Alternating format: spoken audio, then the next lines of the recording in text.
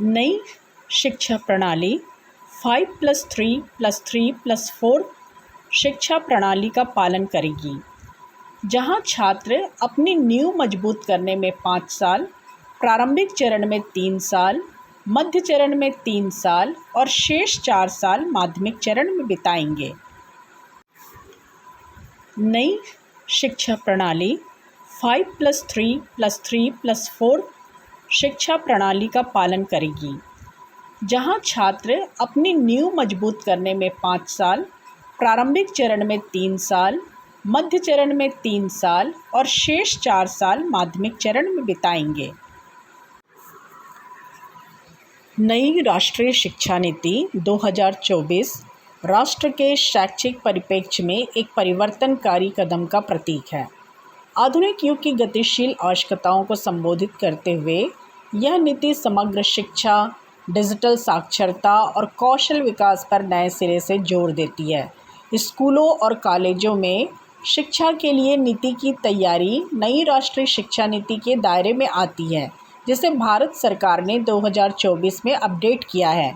नई राष्ट्रीय शिक्षा नीति में भारत को वैश्विक ज्ञान महाशक्ति के रूप में स्थापित करने के उद्देश्य से महत्वपूर्ण बदलाव शामिल हैं। नीति के एक हिस्से के रूप में मानव संसाधन प्रबंधन मंत्रालय का नाम बदलकर शिक्षा मंत्रालय कर दिया गया है।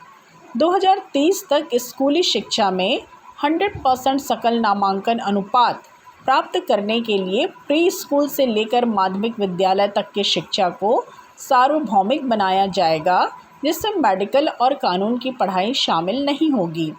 नई शिक्षा नीति 2024 का मुख्य आकर्षण इसका मजबूत ढांचा है, जो अलग अलग पृष्ठभूमि के विविध शिक्षार्थियों की ज़रूरतों को पूरा करता है।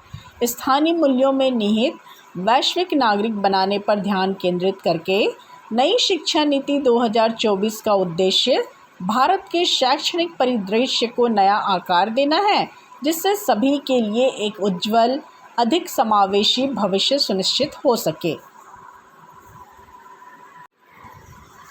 आइए अब हम जानते हैं कि आखिर नई राष्ट्रीय शिक्षा नीति 2024 के मुख्य बिंदु क्या हैं।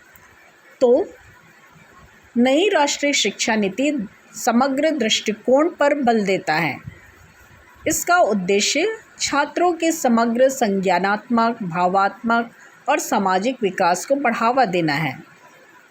यह प्रारंभिक बाल्यावस्था देखभाल और शिक्षा पर ध्यान केंद्रित करने से प्रत्येक व्यक्ति के लिए मजबूत आधारभूत शिक्षा सुनिश्चित करती है। संशोधित 5+3+3+4 पाठ्यक्रम संरचना अनुभवात्मक और कौशल आधारित शिक्षा को एकीकृत करती है। यह व्यावसायिक योग्यता